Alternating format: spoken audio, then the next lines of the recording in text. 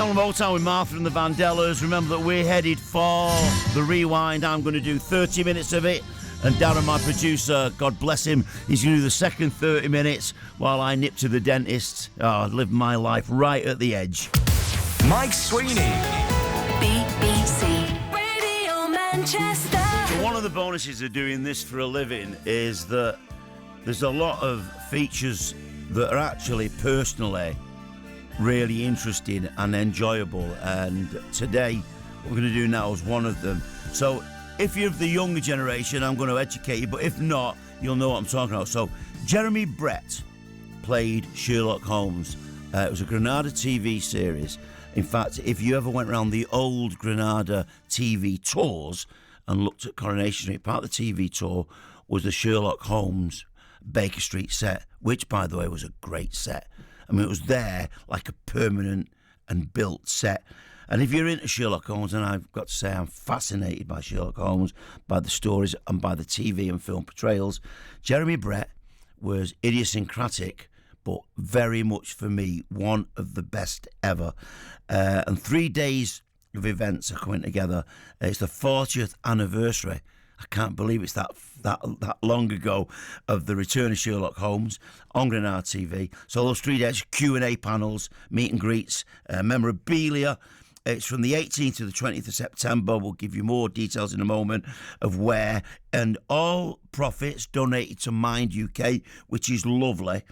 But with me from the podcast, and this is what's really fascinated me. The podcast is called BretCon, is Luke from the podcast. So Luke's with us. Hi, Luke. Hello, Luke. That threw me for a second.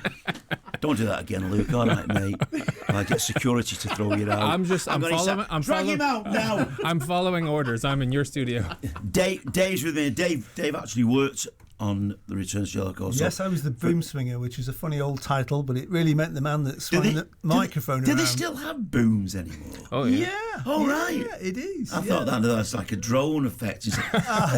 But you can kind of magic them out if they get in the shot. But in my day, you had to make sure that the mic didn't appear in the picture. And a fan of the programme, Martyn from the Inspiral Carpets joins us as well. And lovely to have you, mate. I've not seen you for ages. I know, it's great to see you, mate. Great to see you. Good afternoon. Right, so let's get stuck into this. First of all, tell us what BretCon is first.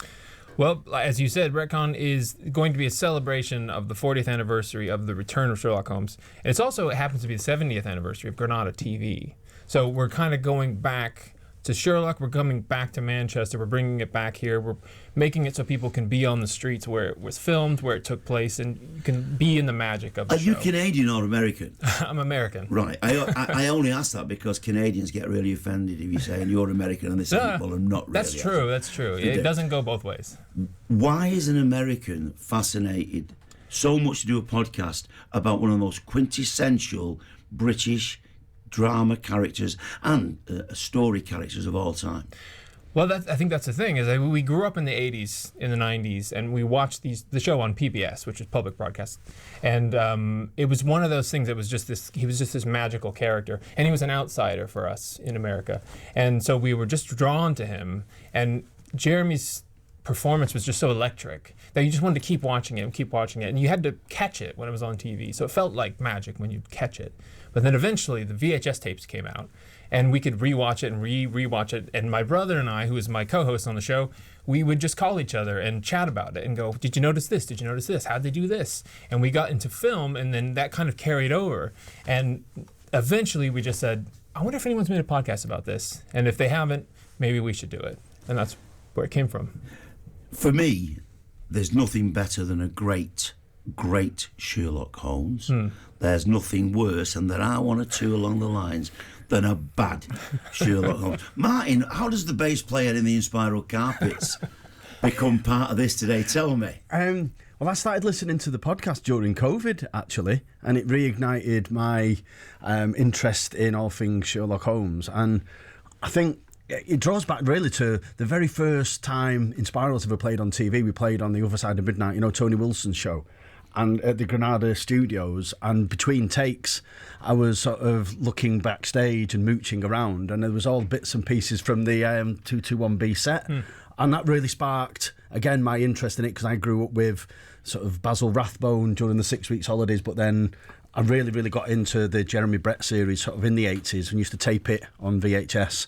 And then it just stuck with me, really. Started to get DVDs. And then when I'm listening to these guys on the podcast, it just reignited my interest in it. And as well, I've got a family friend who was involved in the show, and I've tried to get him on board with the podcast. And so I reached out to Luke and to David, really, to sort of see if we can make more things happen. Because I'm really, really proud that so many people from all over the world are really interested in what's gone on in Manchester. You know, it's fascinating. You know, we've got people from Japan and all over the place wanting to come to BretCon. And just for you, David, you worked on it. I mean, that alone is incredible. But what's your thoughts on portrayals of the man over the years? Because you actually work in TV. There's no doubt that Jeremy was the Sherlock to most people, because he was just elegant. He was like the Paget drawings. He had that style. He had that wonderful voice. So if you're swinging a microphone around, you just magic to listen to somebody who can deliver the lines. And it was also so magic on set, because you knew everybody's name. You know, it didn't matter how you were featured in the lineup. You know, he was really interested in those around him. And of course, he had a fascination for Manchester, because Manchester gave him his break at the Library Theatre in 1954. So we always loved Manchester, and it was so great that the series was made here. Fantastic for me, because I'm a traitor. I live in the south now, but coming back to see how Manchester has really changed. I think mostly for the better, I've got to say. But one or two locations like Sam's Chop House, which we used, I remember vividly, and one or two other venues. So it's great. It's great to come back and see how things have gone. For you, Luke, as well as a Yank, and I remember as a kid, we got our first telly, probably towards the end of the 50s. And the only films you were allowed to see on TV had to be, I think, 15 years old and older. So Basil Rathbone's Holmes was pretty much front and centre. But to be fair to that actor, I always felt he nailed it so well that to follow that, you had to be on your game. What do you have a favourite apart from? I think Basil Rathbone's a good shout. I mean, there's so many to pick from, and I think the fun thing about this podcast is we get to go back and kind of look at things maybe we would have missed, because we want to compare, we want to contrast and things. There's the Hammer films, there was Benedict Cumberbatch more recently, and I think Benedict, his portrayal really brought the youth back to Sherlock, not just to his Sherlock, but to all of Sherlock. We do constantly get emails from people all over the world, all ages, but a lot of very young people who found the Sherlock series and wanted more. And somebody in their family says, "Have you ever checked out Jeremy Brett? Because I think he's the best." So for me, the bit that I've had heated discussions, shall we say, with Holmes fans, I loved Robert Downey Jr. Mm-hmm. I loved the way it fitted some modern cinema techniques with this Victorian character. Dave, what's your thoughts on from a technician's perspective? Well, interesting one. I think I enjoyed working when we worked on sound at Granada, in as much as that we captured as much live sound as we possibly could, and that was the challenge, because obviously you're trying to film something Victoria era in then 80s Manchester. So I personally don't like CGI, or I don't like post-production. It was a bit of a challenge just to get the sound that we could, and 90% of what we recorded was used, and that was brilliant, and that was budgetary as well. I never realised, for a while, that set was indoors. Yes. It was lit so beautifully, and when you had horses in it, you would have thought that they were, because you thought, where they found that street. In Manchester. They've not, Mike. They've built it. And you say, did you go to the studio tour? I did. How was it? I never got to go. It was, because of, again, what I did for a living, I actually did it as programmes. Sometimes I would go and tour, but as part of a radio programme. It was amazing. Yeah. It really was. But speaking to Jeremy for 2 or 3 hours over 2 or 3 or more glasses of wine, he was incredibly posh. And I found out, he said, he came from quite an aristocratic background. I think he'd been to public school and stuff. And I'm Scruff from Salford. And I mean, I've been doing it 40 odd years. At that time, I was even scruffier. But I am now. I think I had a pair of football shorts on or something. And he was, right, you know the word I'm going to, he was charming, but not in a patronising way. And he was a cracking actor as well, by the way. Yeah. What's your thoughts, Martyn? Do you have a favourite apart from the obvious with Jeremy Brett? I think Basil Rathbone really. He was great, wasn't he? Because I just brought up with him, as I said, that really introduced me, but to him. But I'm a bit meh about some of the other ones, I've got to say. But interesting. But I'm saying that though, the Robert Downey Jr. Some of that was filmed in Manchester as well, wasn't it? Some, it was. You know, so. But yeah, I think I'd go back to Jeremy all the time. Really, and just very back with you very very quickly, Luke, and then back on to Dave. What always amazed me about Basil Rathbone was that Watson was portrayed almost as educationally challenged.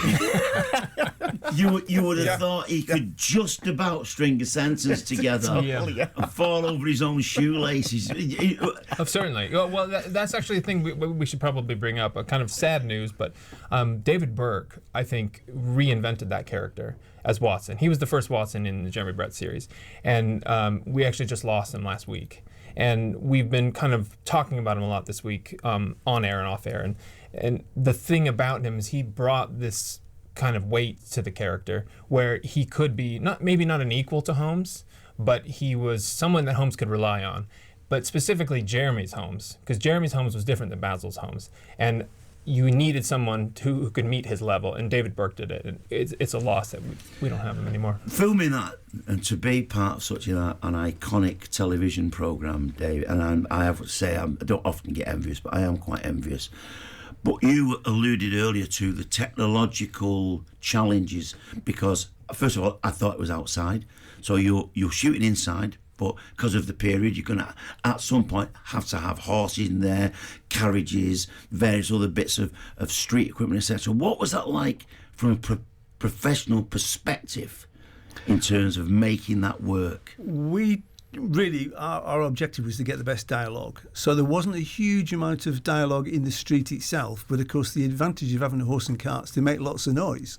So you could put that in the background to cover up any little bits and bobs. And we had some trees, actually, from a camera perspective, at the end of the set to hide the lights in Salford, because if you were filming, sometimes you could see the street lights come on if it was later or in the day. So it was incredible to build a film set in the centre of a city, and it was done to such a great standard. It looked fantastic on screen. But I think that's the magic of this show, is that it's filmed in the middle of this big city, and it looks like you're right back in Victorian London. And the other piece that's so great about it is that it's to the story. So what you said about Robert Downey Jr., I think, brings in the young crowd. And Benedict Cumberbatch, same thing. But the Jeremy Brett series is as close to the original text as you can get, which is what people really love. So if you love the stories, you're eventually going to get to Jeremy Brett. And I think that's why he edges everyone out. Do you know it's been great having you guys in? I could spend the rest of the day. Obviously, I won't be allowed to do that. Martyn, thank you as well. No worries, Mike. And I know you're touring soon with Wonder Stuff. Yes, we are, October. I think tickets still... not that many tickets still available. But and lovely to see you back on stage, mate. Thank you so much. I really appreciate mean that. It's appreciate it. An absolute pleasure. And you know, so I didn't know that Dave was going to come in. What a pleasant surprise, Dave. Thank you so much. No, thank you. Great to have your followed you on there. radio for many years when I was here. 45 years. Wow. Started when I was 3. Yeah. Take care, guys. Thank you so very much. much. Cheers. What an enjoyable quarter of an hour for me. And the dance house is where the BretCon will be at, and it's there from the 18th to the 20th of September. And for tickets, it's sherlockpodcast.com. BBC. It's no good. I shall have to go. Go where? Welcome to the first ever BretCon television. Any actor knows there's something so extraordinary about being this close to the great actor acting. He and Edward Hardwicke worked so brilliantly together. Don't you agree, boys? I absolutely agree. and I'd have said that unprompted. Look, and a few bubbles appear. Bog juice. It was a wonderful way to see how the entire machine of the show, which we've been talking about today, led by Jeremy, took place. I would be obliged if you could keep me informed as to developments.